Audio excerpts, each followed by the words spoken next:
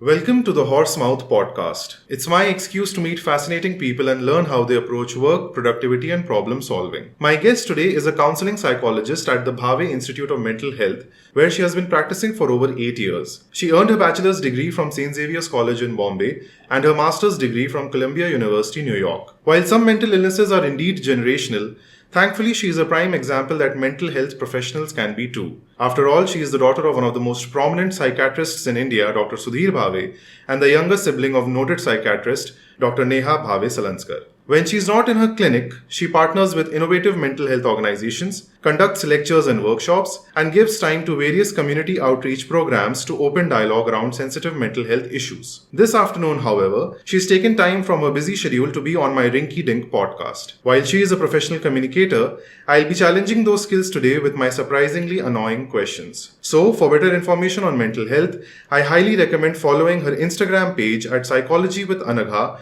or visiting bimh.co.in to book an appointment with a trained mental health professional. And now, please enjoy my conversation with Ms. Anagha Bhave.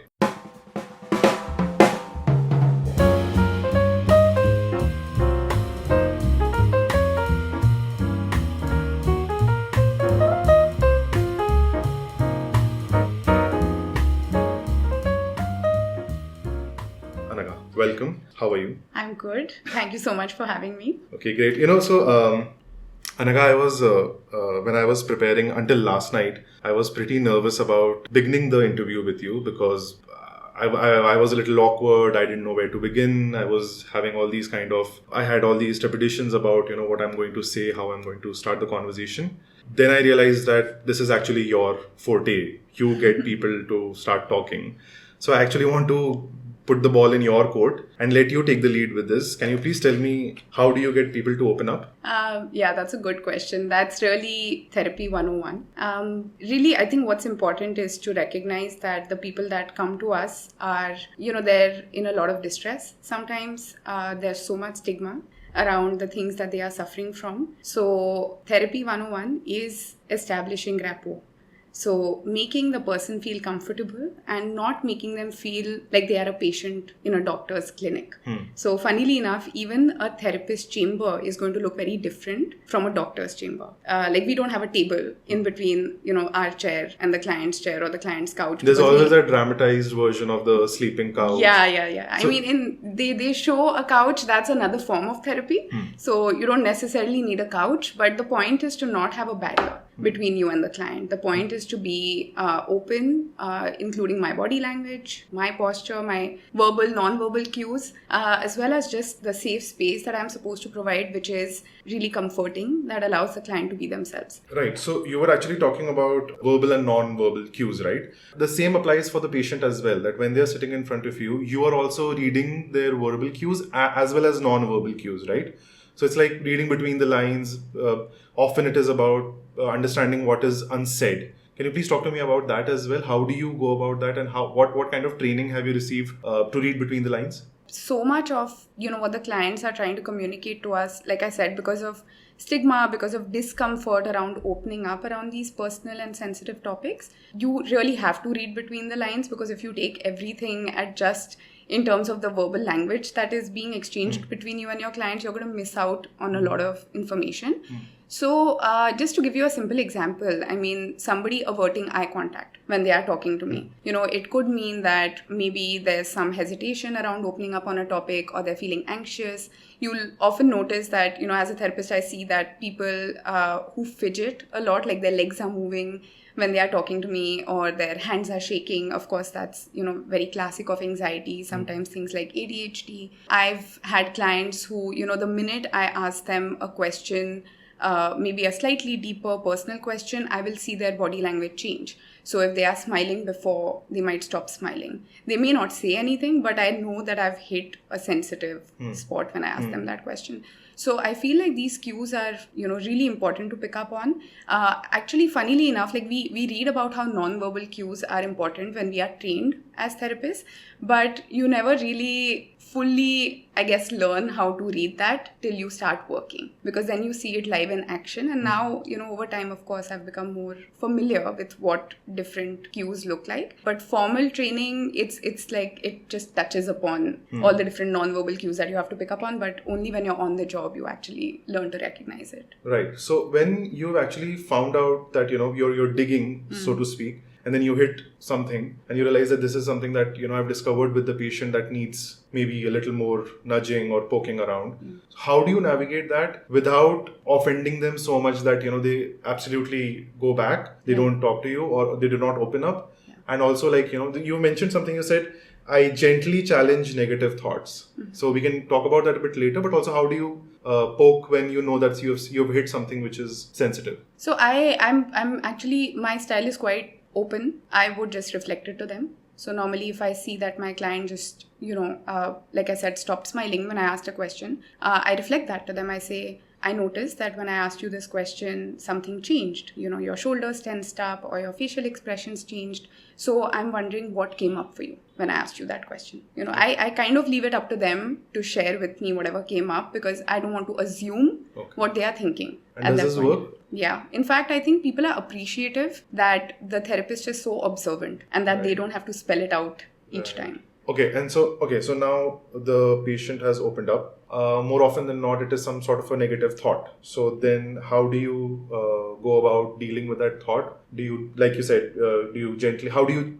gently challenge that thought? Yeah, so I mean, there's different ways to, I would say, reframe negative thoughts. There's a style of therapy called cognitive behavior therapy, which is the most common. Which is, most widely practiced in India. It's also the most researched, and the efficacy of that has been researched, in which the broad, I guess, technique is called cognitive restructuring, where you would let the client know that, most of the times these negative feelings that we have, they come from certain thoughts. And a lot of the times those thoughts are exaggerated and inaccurate. So for example, if I'm really nervous about this podcast, it's probably because somewhere at the back of my mind, I feel like I'm going to fail. Right. Maybe because in the past, I have performed badly when I'm sitting across someone and, being interviewed. So that evidence of my past is making me feel like I'm going to fail again. Right. So I'm making a prediction, a futuristic prediction, right? Which may or may not be true. So my job as a therapist then is to gently guide them to understand this is what we call a cognitive distortion or a thinking error. But to be very honest, my style has evolved. I would say it's changed a lot. So I'm now practicing what we call acceptance and commitment therapy, which is not so much about challenging negative thoughts, but just helping clients become aware of their thoughts. So you're saying that, for example, if somebody is in denial about something, or they are actually not cognizant at all of what they have. Yes. So the first step would be to build awareness. But let's say that we find a specific thought, which is causing them to feel anxious, causing them to feel angry, sad, whatever, any of these difficult emotions. ACT, or acceptance and commitment therapy, the premise is just to make them aware that it's just a thought and not a fact. So if you want, we can sample it out with you right now. Okay. If you're open to that. Sure. Of course. I didn't want this to turn into a free therapy session, but why not? Why not? So maybe you can try and identify a thought that typically makes you anxious. Anxious? Oh, everything. We'll get more specific. Yeah. My baseline is anxiety, and then I start building from there. But okay. Anxiety. I just want to give you an example. I can't think of one specific thing, but I'd say that. So I was a theatre actor for the longest time. So whenever we used to have a performance, especially at a bigger stage in Bombay or outside, so I used to get super anxious about that just before getting onto the stage. Okay, great. So actually, even leading up to the days to the performance, I would be more anxious. Backstage, I wouldn't be as anxious as maybe in the days leading up to the show. Got it. That's great. So now I want you to try and reflect and identify what were the general thoughts that you would experience at that time. This word that is, I'm going to mess up the word, but you use this word called catastrophizing. Mm-hmm. So I used to do that a lot. I just, because theatre is such a medium where, you're just open to errors. Right. So my biggest fear was that, I'm going to mess it up. I'm going to do a bad job. People are going to hate me. My director is going to hate me. And just the general hate that would come in my way. I would be very scared of the hate. Right. Yeah. So that's a really good catch. What you've identified is that there was some sort of a fear of failure and the backlash that would come from that failure. Right. So let's condense it down to one thought for the sake of this exercise. Okay. So let's say that the thought is, I will fail. That is what is inducing all this fear, or I might fail. So now what I'm going to ask you to do is say that thought to yourself. Just those 3 words, I will fail or I might fail, and really feel that statement. Like within myself or Yes. like out loud? You can either way, but the focus is to really feel that statement. For the sake of the podcast, I'll be out loud. I will fail. I will fail. I will fail. How does it feel when you say that? Sounds like a joke. I'm almost like, it sounds almost as if it's ridiculous what I'm saying. Right. But the feeling itself of that statement? It sucks. I mean, it feels like that's the be all and end all of everything. Now I want you to try saying it this way, okay? I notice I'm having a thought that I might fail. I notice I might have a thought that I'll fail. Yeah. Now I'll recorrect you. I notice I'm having a thought. I'm having a thought, okay. I notice I'm having a thought that I might fail. How did that feel? It felt very othering. I almost like I'm not participating in that thought anymore. Exactly. So that's a lot of what we do in ACT. This is called cognitive diffusion. Okay? Cognitive diffusion. Yeah, so you're not fusing with your thought anymore, because the first statement, it feels like a fact. Right. I will fail or I might fail. And the minute you say, I notice I'm having a thought I might fail, you've put some distance between you and that thought, right? Yes. So it no longer weighs so heavily on you. So it's almost as if you need to have like a bit of an out-of-body experience, in the sense that you need to look at your own life through maybe like a microscopic lens. Exactly. And see how things are going on. Exactly. Oh, wow. So do you do this with all your patients? Yeah, I think this is one of the most basic skills that I would teach all my clients, especially clients with anxiety. But yeah. So, I mean, there are a lot of, since we are on this topic, I'll jump a little. So, you are trained in rational emotive behavior therapy. Yes. That's your formal training in New York, right? That was, I did like one basic course in that. So I wouldn't call there's a slight difference. I wouldn't call myself an REBT therapist because you have to do a lot of steps to get there, but I've had some formal training in that. Okay. So in your entire arsenal of these therapeutic models, CBT and REBT or whatever, like you've already mentioned that you evolved with it, but now can you tell me like what were the reasons for you to abandon certain therapy models? Like maybe say CBT, which is the most common? Yeah, that's a good question. So to be honest, I don't think I've fully abandoned any form of therapy. I feel like there are useful parts to most models. Right. The one that I practice the least and identify with the least would be psychoanalysis, which was what Sigmund Freud had started. And I've evolved towards acceptance and commitment therapy purely honestly because that is when I was a client, when I'm in therapy, I've tried CBT and ACT both, and ACT just made a lot of sense to me. And the reason I found it so helpful is that with CBT also what I notice is that a lot of people have intellectual awareness. You know, like for you example, when you knew before the play that you have this anxiety around failure, maybe a part of you knew that these are just thoughts and these are just irrational thoughts. Yes. But they still weigh on you. So what I found is that CBT helps you dispute these irrational thoughts, but disputation doesn't always work. Or at least it didn't work personally in my case. And I'm seeing that with a lot of my clients. What helped was this zoomed out perspective, which is every thought, positive, negative, is transient. It's just a thought. It's not a fact. Some of them come from evidence. Some of them don't even come from any evidence. Right. So I think I just evolved because I personally saw what worked for me and what was working for a lot of my clients. Right. Taking the best from everything and, doing your own thing with it. Is this one of the avenues where creativity comes into play? Yeah, I think so. I think especially what happens is when you're dealing with a wide variety of clients, like for example, the diffusion technique that I did with you just now, it may not work with somebody who is very actively anxious in that moment. So with that person, I might have to get creative and use a completely different format, use a completely different exercise. Right. So just talk therapy may not work with a client like that. What they might need is first like just regulation through breathing exercises, maybe doing a bit more like body work, and then move on to cognitive cognitive stuff. So I think creativity plays a huge role, and also just knowledge and awareness of all the different modalities that exist is really important. I think as a therapist, because you have to keep upskilling and knowing what's out there, what the research is churning out. You gave a lot of like information bomb right there. So let me just break it down piece by piece. So you've made this sort of this therapy plan based on the needs of the client. Now, how long does a typical therapy plan look for you at your clinic? And then we'll get into the bit more of like, how, what do you do to maintain focus on it? What do you do when, you feel like it's not getting effective enough? So how do you react to it? When you say therapy plan, you mean like the duration of therapy, right? Entire duration? Yeah, I'm talking about like, say, for example, I come to you with, a severe case of anxiety. What is the timeline that I'm looking at where I think that I'll be okay now? Yeah, that's a good question because it's so subjective. Even in my consent form that I give to my clients, I've written that as a disclaimer that it's really hard to predict how many sessions someone might need.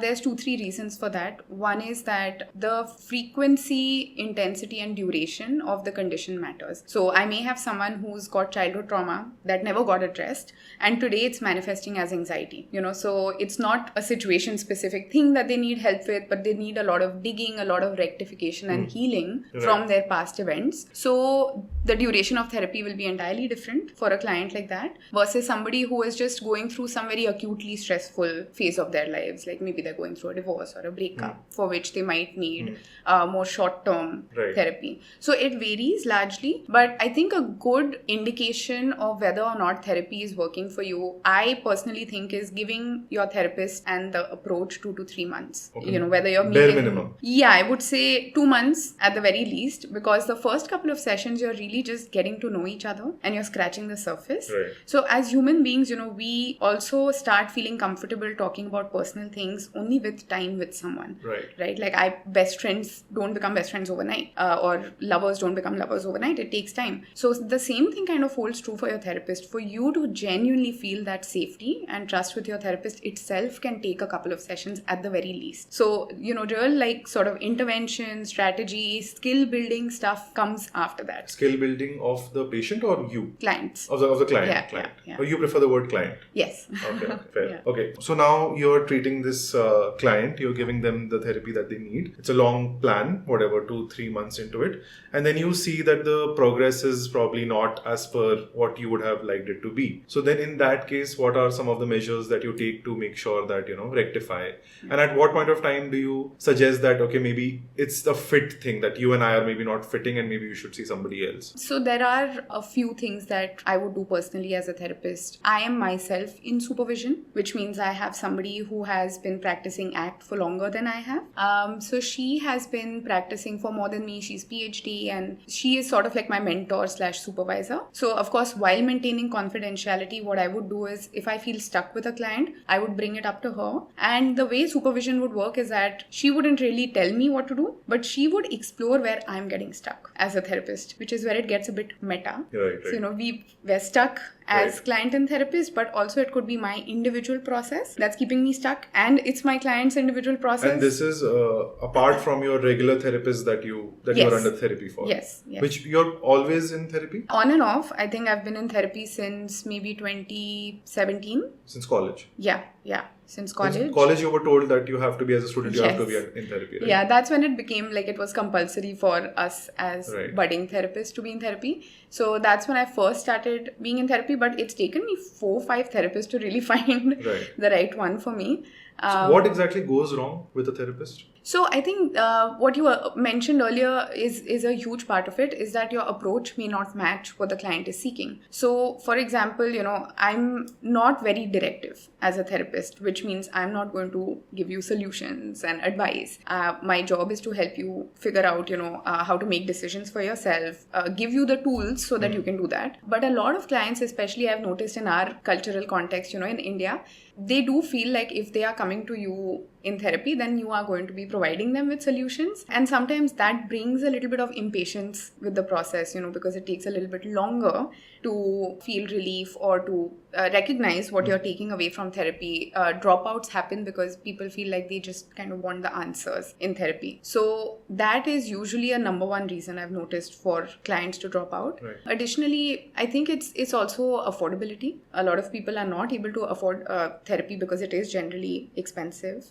You need weekly sessions sometimes, and unfortunately, it's not covered, by the government. It's not free or anything like that, especially if you go to it's a private not part therapist. of insurance also, right? I don't think so. Yeah. So I think private companies can give you insurance for mental health, but yeah. So I think these are the top two reasons why a therapist and a client relationship may not work out. Right. So like you said, that you have to navigate that fine line between guiding the client and also giving them life advice and giving them solutions and all of that. And that's usually one of the reasons why you have attrition and people fall off and the clients start seeking other people. So how do you navigate that line, especially in an Indian context? Yeah, it's I think first step is really psychoeducation. In the first session, I generally, if it's somebody who's new to therapy, I would explain to them what to expect from therapy. There's a really good analogy that therapist students are taught, which is, if your client is hungry, your job is not to cook for them, but to teach them how to cook for themselves. Right. So it makes a lot of sense, because I think a lot of clients have this misconception, like I said, that I'm going to get solutions to my problems. So a lot of therapy work is asking questions. That's also a way that we guide them without imposing our own views on them. So what I mean by that is, let's take the example of a client who's sitting across from me and maybe is complaining of insomnia. Maybe they tell me, I haven't been able to sleep. And I know that they're going through a rough patch in their relationship. If I were to say something like, yeah, I can imagine that's really hard. I mean, with everything that's going on in your relationship, of course you're losing sleep. Here I'm assuming that I know why they are losing sleep. It's an educated guess, but it's still an assumption. Versus me saying, why do you think it's hard for you to sleep right now? Or what is making it hard for you to sleep right now? And they may say something as simple as, there's my cousin sister was home and she was making noise outside the bedroom. That's why I couldn't sleep. The point is, you don't want to assume things. Right. You want to guide the client to think for themselves. And ultimately, with your theoretical framework, you're able to ask the right questions.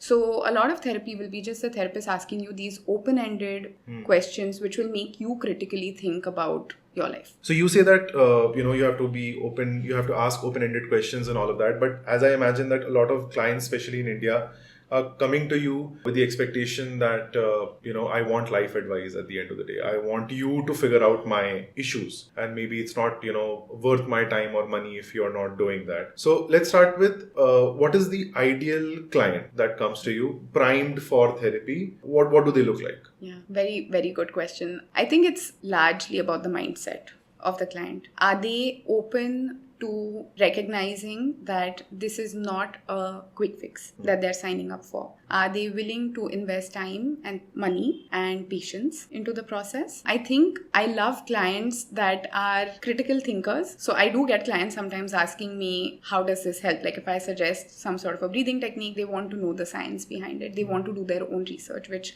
I'm all for. And at the same time, also clients who are very honest. So I've had clients tell me, I don't think this is working for me. What we're doing, like the talking, it's not working for me. I think I need something else. Or I feel like we're not addressing the issue.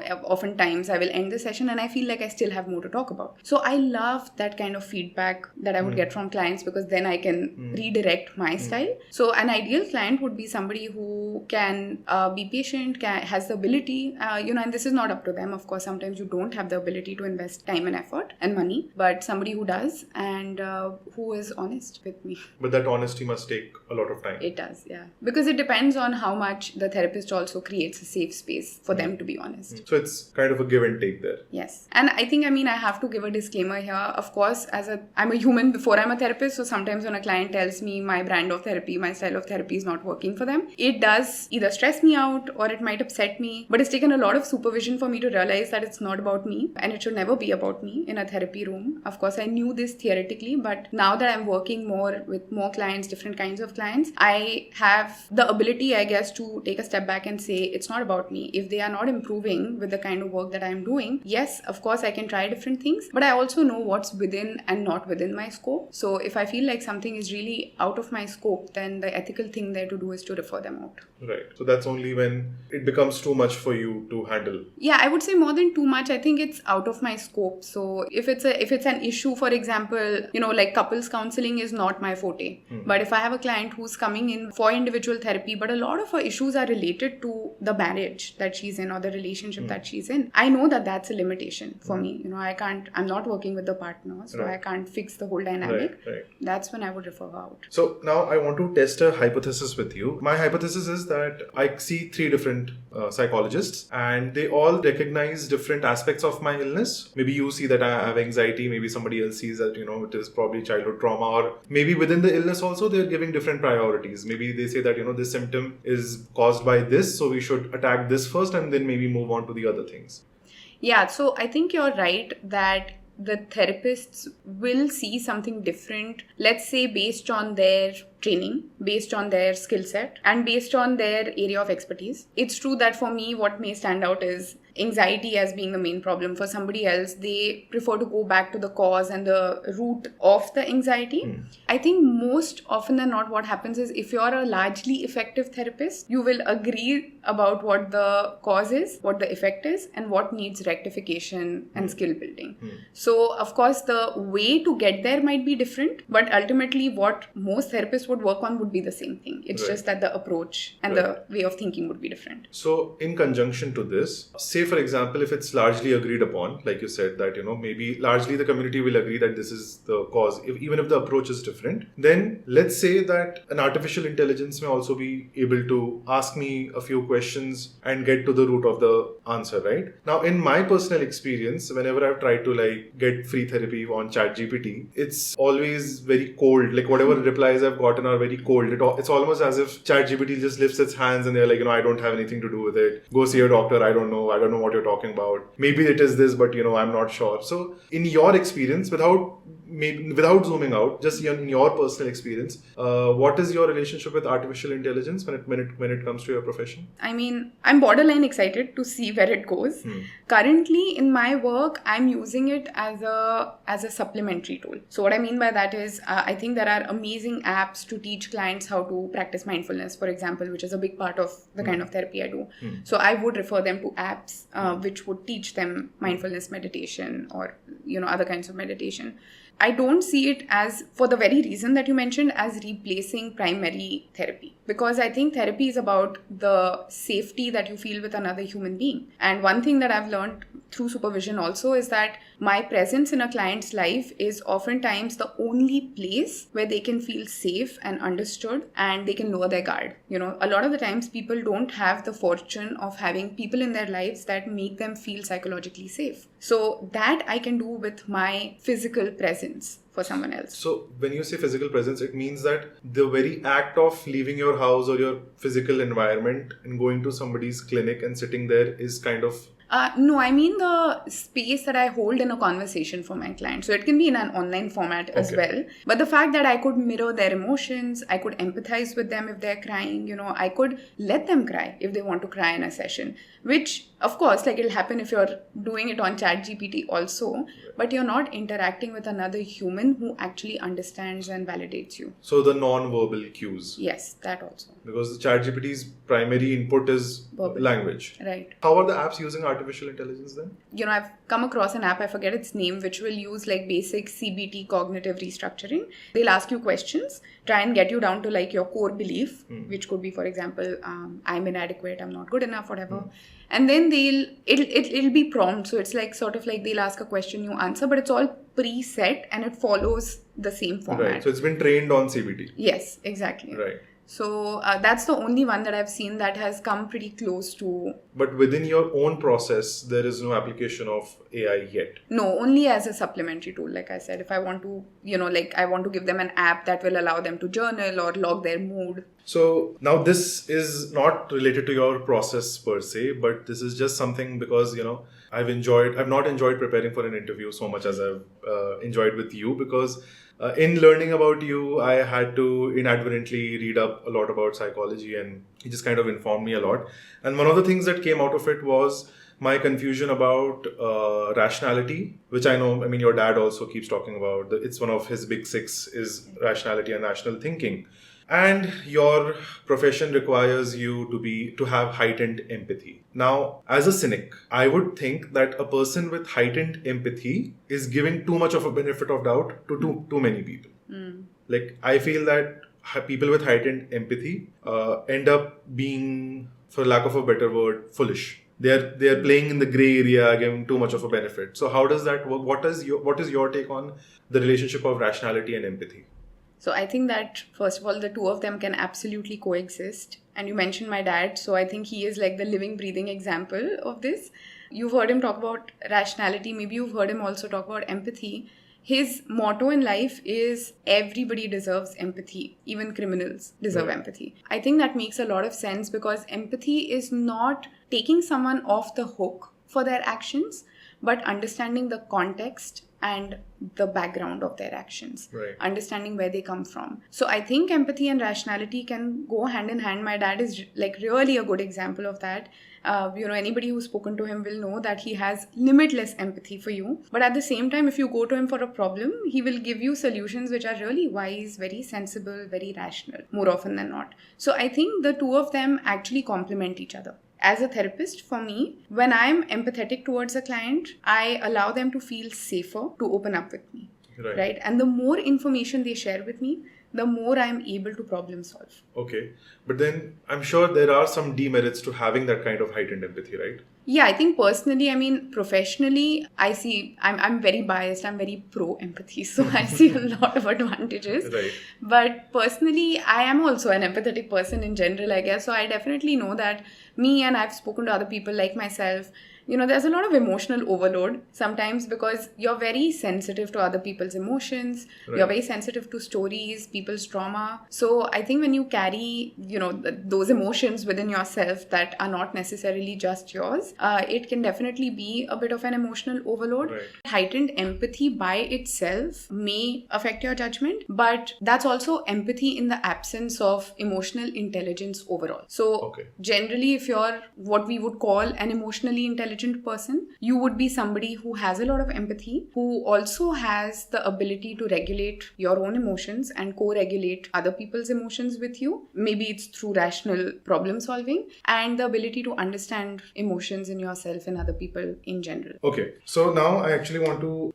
change the pace and let's go back a little bit. I'll build an image for you. Maybe a wrong image, but you'll have to correct me on that. So you are at the New York Psychotherapy and Counseling Center sometime in 2016. Was it Bushwick or Bronx? Bronx. So you were in Bronx. What was working there? You were there as a volunteer first and then you started working there for about a year and a half. So how was that experience doing all this community work? What kind of impression did it leave on you? And did you catch a game at the Yankee Stadium?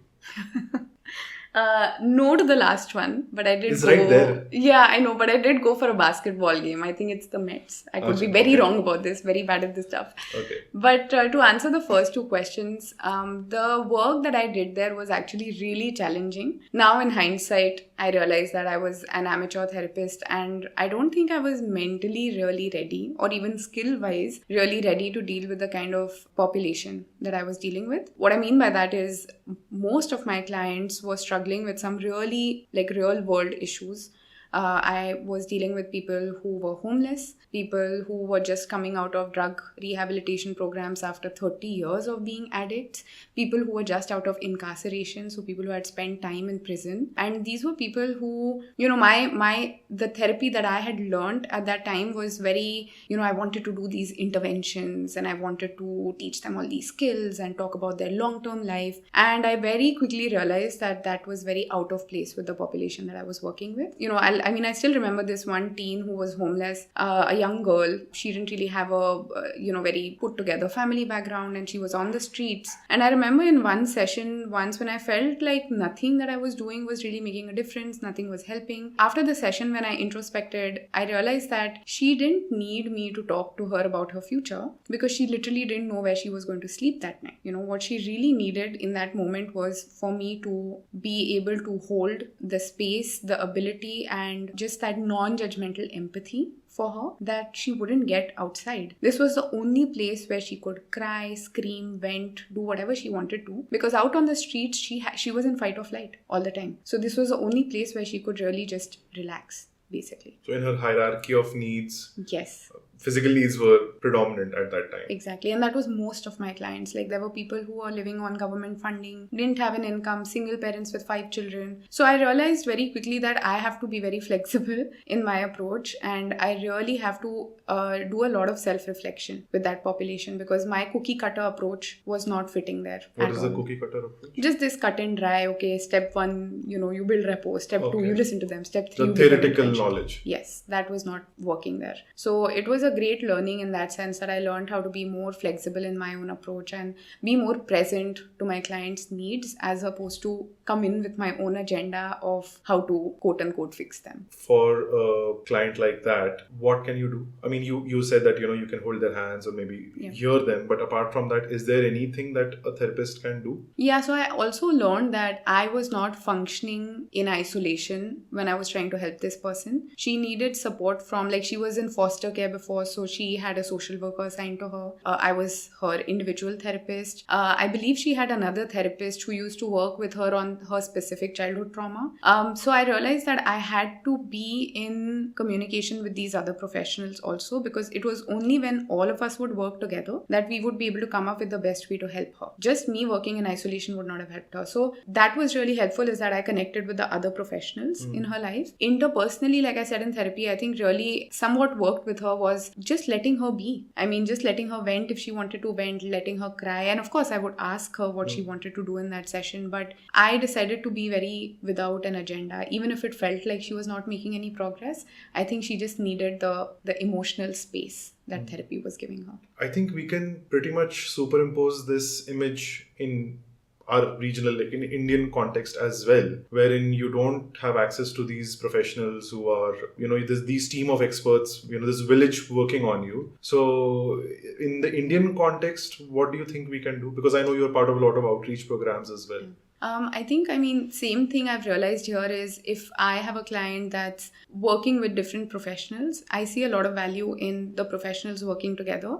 Typically, you will see the psychiatrist doing their own thing, the psychologist doing therapy. That's another advantage of the kind of setup we have, is that we are always in communication with each other. So I know what medications they are on. I'm able to relay feedback. You mean at your hospital? At our hospital, yeah. Mm-hmm. I'm in a position to tell my father, my sister, or the other psychiatrists, what's happening in therapy, and then they can use that information to modify their treatment with the client. So I think it's really important to work in conjunction with the other professionals in a patient's life or in a client's life. But I think in addition to that, what the Bronx population that I'm working with didn't have was community support. But what we do have in India is a lot of family and community support. Well, I would say we have family and community. It's not always supportive. But we have that. And I try to do that especially a lot with my teenage clients, is I try to work with the families as well. Because like I said, I think it comes down most of the times to a lot of misconceptions around mental health conditions, mental illnesses. Sometimes I have to break down what depression is to parents. For the parents, huh? Yeah, for the parents. Right. Because ultimately, I'm working in this like isolated chamber with a client, but they have to, when they leave my session, they're going out and living in the real world with their families and friends. So I need support and help of the family members. So very often when I'm working with the client, I'm also working with the parents, not for their issues per se, but in the context of my client. So you can do your job better with your client. Exactly. Okay, so speaking of young adults and young clients, again, bringing back your father into the picture, he spoke about how young adults and children need to be taught how to think, which actually got me thinking about what exactly did he mean by that, and what can we do to actually propagate that kind of awareness. Yeah, I think... and I know you love working with adolescents. and young adults, right? Yeah, young adults is definitely my, I work with the most is young adults. But I think it's a really good question how to think. It's a broad question, but if I was to simplify that, the number one thing that comes up for me is emotional literacy that we have as individuals. What that means is a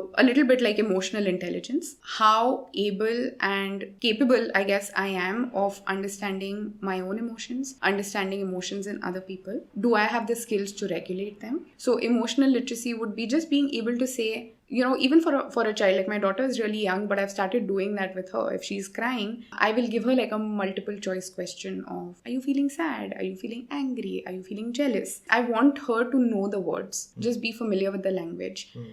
So I think that emotional literacy really allows you to think in, maybe with like more variety in terms of how you're feeling. And I would couple that with rational thinking, so earlier what we were talking about, like empathy and rational thinking. So emotional literacy and rational thinking is the best way to think. And what that means again is, are you able to also take a more pragmatic and practical outlook to certain problems while taking into account emotions and not dismissing them? So a lot of it, I'll say that there's a model, a form of therapy called dialectical behavior therapy, and they call it the wise mind model, which is in a diagrammatic format. It's two circles. One circle is your emotions, the other circle is your rational thinking, and the overlap of those two circles in a Venn diagram is the wise mind, which is, you're able to accept and normalize the emotions that you're having while at the same time thinking about how to solve for the situation. So again, I'll maybe break this down with the help of an example. Let's say that I get diagnosed with diabetes.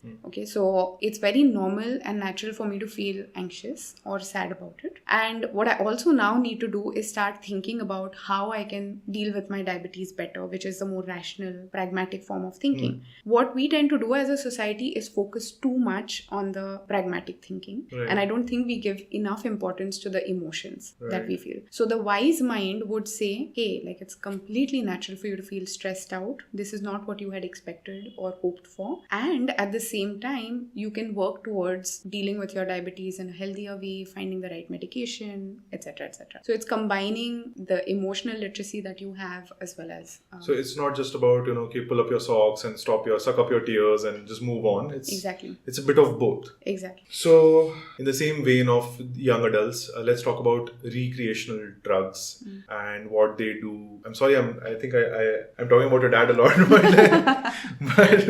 but he being like a noted psychiatrist, he said that, that stay away from all addiction, say no to drugs and all of that. But now we know that drugs are being used widely to, I was just reading up last night that cannabis is used to deal with trauma, to deal with anxiety, to help with insomnia. So what is your personal take on the use of recreational drugs? Because it's happening. Yeah, absolutely. And I'm actually super excited about the future of psychedelic therapy. So I'll just little bit of education here, I guess, for people who may not know a lot about this. But recreational drugs is like a broader category, which will include everything from alcohol, cannabis, opioids, to tobacco. Psychedelics, tobacco to psychedelics also. Right.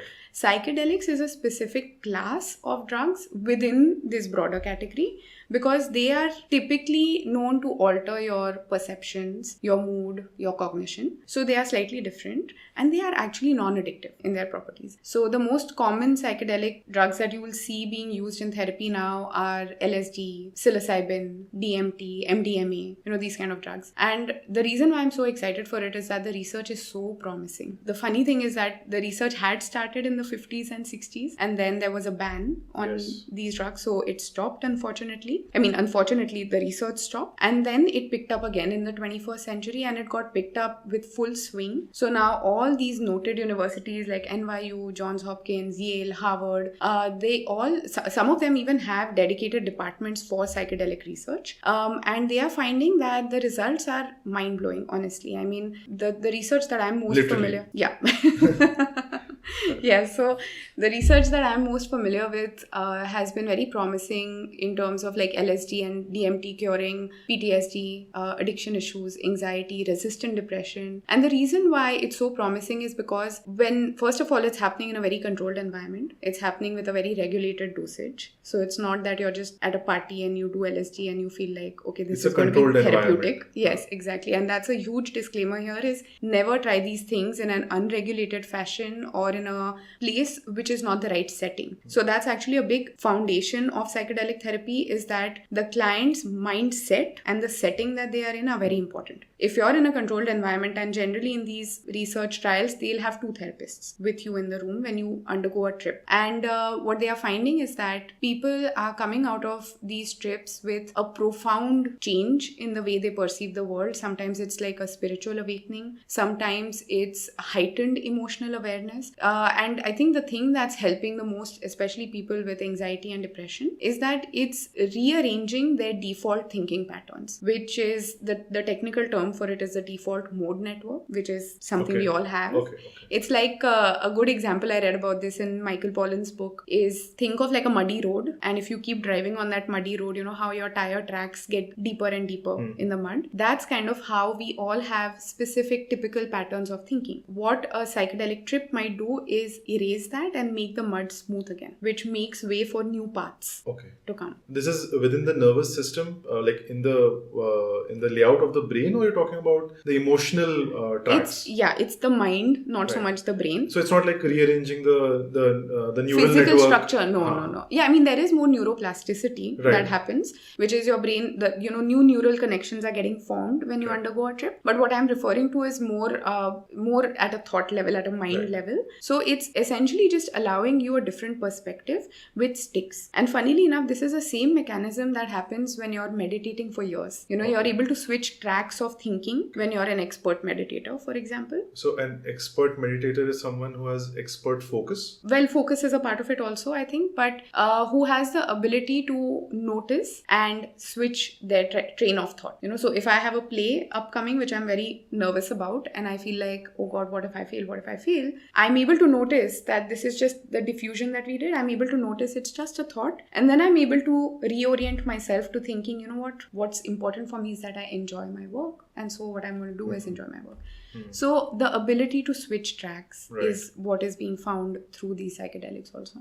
There's this thing called, I'll probably mispronounce it, ayahuasca. Yes. So that is also something, I think it's more of a Latin American thing. I think it's found, if I'm not wrong, it's found in a kind of like a plant. So it was used a lot by the indigenous populations in the US and Mexico for spiritual healing.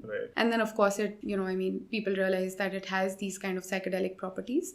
So now that's also being looked into as part of research. Okay. But we don't have any kind of Indian comparable thing here in India. We have psilocybin, which is the layman's term for that is magic mushrooms. Oh, okay. Mushrooms. Yeah, mushrooms. So we do have that in certain parts of the country, which I won't name. Just to be down south, maybe. I'll keep quiet. Okay. Great. Okay, so now let's come to one of your favorite topics. Maybe you must have been waiting for it. Self-acceptance and self-compassion. But I don't want you to talk about self-acceptance. Of course, you can talk about anything. But my query is regarding not so much as person who's weak and lacks self-compassion, but say a Tony Soprano walks in or a narcissist walks into your clinic. What kind of levels or intensity of self-compassion or self-acceptance do they need? Yeah, that's a good question. So I think I'll first talk about what a narcissist is so that we're all on the same page. But narcissistic personalities are people who typically have a very inflated sense of self. They have a high level of self-entitlement, self-importance. Sometimes they have these really big, grandiose ideas about who they are. In simple terms, they tend to find themselves superior to the people around them. And so, naturally, such people do lack in self-acceptance because they are unable to recognize that they also have flaws and what those flaws are. For self-compassion, there needs to be maybe a little bit of guilt beforehand. As in, I guess what would be an ideal candidate where I would be able to teach them self-compassion is somebody who is hard on on themselves. Somebody who is self-critical, right? And that is not the problem with narcissists. They tend to not be self-critical.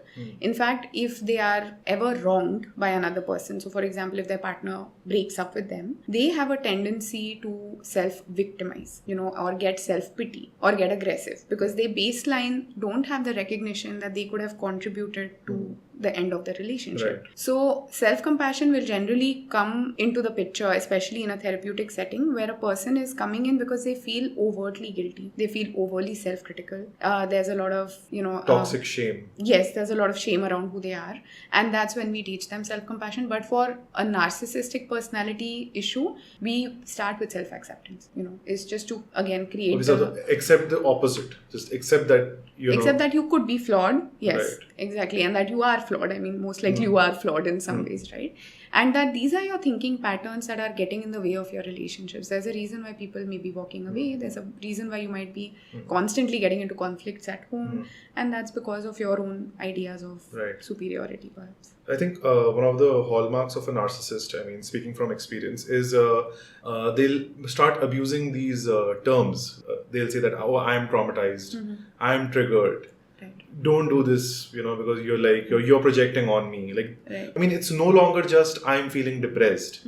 Now it is, I've been benched. These are the terms that now the next generation is using, right? Yeah. So now it's slowly been entering the parlance, the normal parlance. So my personal opinion is that it can be good or bad. Good in the sense that it's raising awareness, but bad in the sense that it can be abused and be used in a wrong way. So can you educate me, what should be the conclusion to this issue? Yeah, absolutely. On the one hand, I think I'm very happy that people are more aware of these terms. People are able to admit that I suffer from anxiety, or I suffer from OCD, or I suffer from depression, and I'm in therapy.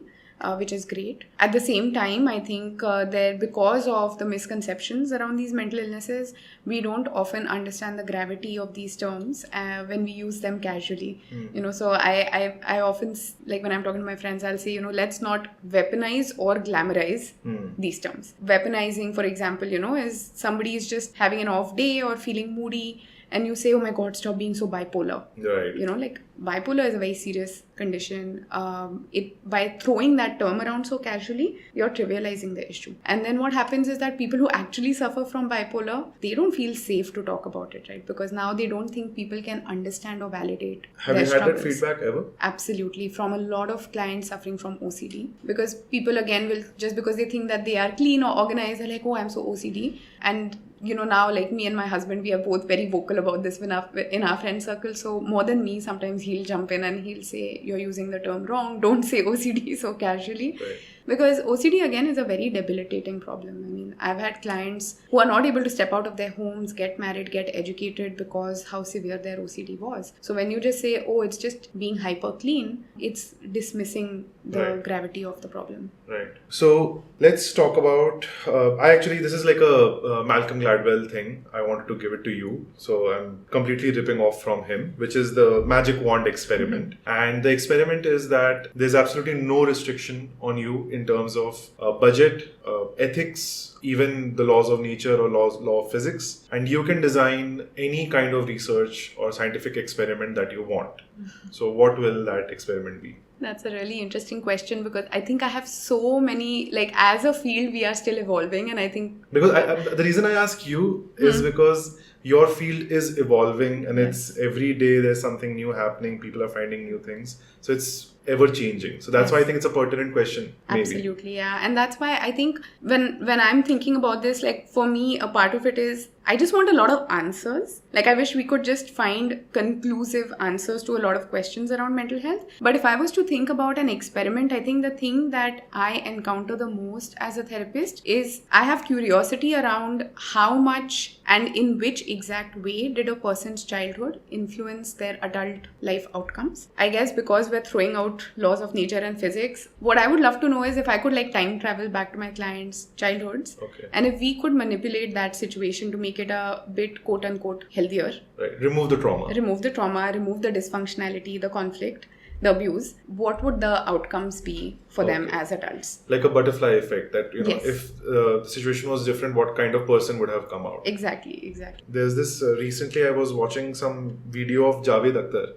I mean, he's not a psychologist or psychiatrist in any sense, but he's a creative person. So he was talking about in his interview, I'm probably misquoting him, but the essence was creative people are creative because they're trying to fill a void in their lives. So let's take away the childhood trauma from somebody and then build them up. They'll probably be, I can assume that they'll probably be a good citizen or a normal, quote unquote, normal person. But will they also be creative? So I think, yes, for a lot of people who have undergone childhood issues, abuse, trauma, are creative maybe because they are forced into creativity. Like creativity is an escape for them from their life. From the real, funny people like comedians are, usually have had abusive childhood. Or have had some kind of pain, emotional pain in their past. So I think that those are the factors that can force them a little bit into exploring other outlets like, whether it's comedy or art or, anything else. But I don't think that's the only thing that makes a person creative. So, of course, I think if you were to fix their childhood or make it better or healthier in any way, I don't think it would take away the inherent creativity that a person has, because that seems a bit more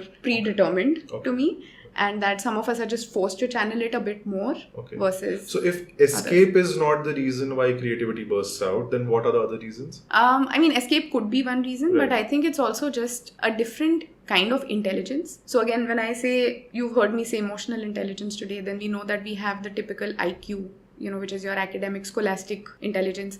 And then you've got a creative intelligence also, thinking out of the box or being really good with things like color or music or even your body, as a dancer. What can just bring it out in you is that it gives you happiness. It's something that you're skilled at, you have great aptitude for. And it gives you joy. So I think a lot of people will explore creativity just for that reason. So you're saying that creativity is genetic? Or it can be, yeah. I mean, a lot of musicians, are like that. Fair. One of the parents are great singers and then... Right. Yeah. The last question that I have today is, what are some aspects of the human mind that your formal training could not prepare you for? So I think the biggest learning I've had on the job is that human mind is a lot more complex and layered than we realize, or the human emotions are very complex and layered than we realize. So I think I previously mentioned this, but when you just graduate as a therapist, you have a pretty straightforward idea, I guess, of how to deal with a client. But only once you really start working with people, you realize that it's not some linear journey that you are taking with them, which will neatly take you from point A to point Z. Right. There's going to be a lot of detours, 2 steps forward, 3 steps back kind of a thing. So I think the fact that human beings are very complex is something that I have realized only after I started working. I mean, despite reading about the entire thing in books for over years, it still surprises you that it is so complicated. Yeah, and I think we still don't have answers to a lot of questions, right? Like we don't know where do thoughts come from. For example, we have a vague idea. We also know that the mind and the brain are separate, but what exactly is the mind? Like these are the kind of things that you really start wondering and thinking about after you graduate. So in a purely clinical therapeutic sense, I think what I wasn't prepared for is that when I start working with clients, I'm going to have to improvise a lot. Right. It's not just going to be a theoretical framework that I can copy paste with my clients. I will have to use my judgment. I will have to improvise. I will have to be creative. I will have to think outside the box in a session. Can you just expand on this a little bit? Having to be creative and thinking outside the box? Yeah. So for example, I think this I've encountered the most when I feel stuck with a client or in a crisis situation. So when a client is in a crisis, like suicidal or just about to do something to themselves, you may have a script in mind about what you have to say, but only you know their life history. For example, like I know maybe why they are being triggered. I know what has happened in their life to this point that makes them consider this decision. So in that moment when I'm creative, I have to maybe think about just something as simple as, do I keep talking to them or do I take in somebody else's inputs? Is there a way that I can keep them on the phone long enough that I can get somebody else to come in, versus just these 5 sentences that I have to say cut so that they come out of that conversation? There's no script. There's no script. That's what I've learned. I mean, we can try and objectively create a script. De-escalate the situation. Yes. There are ample theory around it. Right. There's a lot of frameworks that you can use. But I think I've realized that a lot of clients will not fit into that framework. And you just have to use your intuition as a therapist, and you have to be a little creative. If I had to ask you one tip in this entire conversation, I would ask you, what is a great tip to de-escalate a situation like that in a crisis situation? Something creative, out of the box. Oh, I will really have to think about this. For me, what comes up the most, maybe it's not so creative, but in that moment, to let the person just vent, sometimes I've found to be really helpful, because what happens is, as a therapist, I might panic too. And I've had this situation where somebody on the other line was telling me, I'm standing on the roof and I can't do this anymore. And every instinct in my body tensed, my nervous system went into fight or flight. I really froze and I didn't know what to say next. And all I did was, just keep talking to me. Tell me what's happening. Just keep talking to me. And I'm here to listen to you. I did what intuitively made most sense to me, which is, something has gone terribly wrong for this person to feel like they have to do this. But in this moment, I'm not going to follow my, take 5 steps back from the ledge, take 5 deep breaths, listen to the sound of my voice. That wasn't going to work. I think they were just so anguished. They can't do grounding exercise. They can't do grounding in that moment, or they can't do deep breathing. So I think in that moment, I just had to let them vent, let them scream, shout. And that has happened. Clients have been screaming on the phone because they felt like they couldn't do that somewhere else. So it's not creative per se, but I do think that I've had to pivot from... Not distract. No. I mean, sometimes you do have to distract also, but for me, I think what helps is just giving them that safety to open up, vent, scream, shout, cry, whatever it is. So did they come off the ledge? Were Yes. you successful? I was, thankfully. So you saved a life that day. Yeah, I guess we can say that. That's great. Okay, so just one last query and then I'll let you go. Sounds like what you are doing is really meaningful and really helpful, and you're clearly saving lives, but what you're doing is not affordable for many. How do we fix that? That's a $1 million question. I do believe that there are models that can be replicated, which are used in a different context. So I don't know if you're familiar with ASHA workers that we have in India. So these are basically community helpers who are trained. Self-help groups also? Yes, self-help groups also. But ASHA workers are typically women who are trained to work at their community level. And they have been given the basic training of, say, counselling, psychoeducation about a certain issue, and just being more aware of the right resources if they have to refer somebody out. So I feel like we need a program like that will equip local community workers to be able to do basic counselling with people. But as a therapist, I think a lot of us, what we end up doing is providing sliding scales. So we'll give a range of fee and the person can choose what they can afford, pay, whatever is feasible to them. But your service won't change? I think that's the ethical part of it, is that ideally your service should not change, whether it's somebody is paying you 3,000 or 2,000 or 1,000. But that's why I think as a therapist, you also have to be pragmatic about it. And this is something, every time I have a fee hike or I change my sliding scale, I pause and I ask myself this very question, is that with the lowest fee that I'm offering, am I going to feel as motivated to work with them versus, the highest fee that I'm quoting? So I think a sliding scale generally tends to work. And the economies of scale don't apply. Say, for example, you have, 50, 40 clients. In that case, you probably can't reduce. So that's what I try to do is there'll be a different charge or a different rate for people living abroad versus students versus people who are working. It allows me to cater to the students. It's a bit of a Robin Hood situation. A little bit, yeah. So, the people who are living abroad, for example, are earning in dollars or pounds or euros, and they can afford to pay more for therapy. And that allows me to work with Indian students who don't have an income. So there is a sliding scale generally. Sometimes... Can there be a subscription model? So I think, I've definitely debated having a subscription model, but the same issue happens is that once I start working with someone, I realize that the issue is actually a lot more in-depth and will need a lot more work. So generally, if you say, hey, we can do a package of 8 sessions, there is a certain expectation that those 8 sessions might solve the problem. But if that doesn't happen, you want to set like realistic expectations from the get-go, right? So subscription models won't necessarily work with the kind of therapy I do, but there are some therapists who will do short-term therapy, which will literally be 1 or 2 sessions, and that tends irrespective of if the problem gets solved or not. Yes, so they do. I mean, ideally, of course, the goal is that the problem gets solved, and they won't go maybe as much into details, the past, childhood, and things like that. But the short-term therapy, solution-focused therapy model is generally for the very particular presenting problem that you have when you come into therapy. So that's something I do. Is it like suggest. a seminar kind of a thing? No, it's a therapy session, Okay. but it's just a lot more directive and guided rather than insight-oriented and talking. All right, Anagha, thank you so much for doing this. I'm incredibly grateful to you for doing this. I could not believe that so many people are saying yes to this, and you were one of them. So I'm eternally grateful to you. If you have any feedback for me, please let me know right now. I'll do everything I can to improve it. I had a great time. I'm so happy to be here. It's always very heartening to see people take an interest in mental health. So I'm just really happy and so excited and grateful that I could participate in this conversation with you. So thanks a lot. Thank you. Thank you so much. Thank you. If you learned something new from this episode of the Horse Mouth podcast, do rate and review us on Spotify, Instagram, X, or wherever people engage with you the most.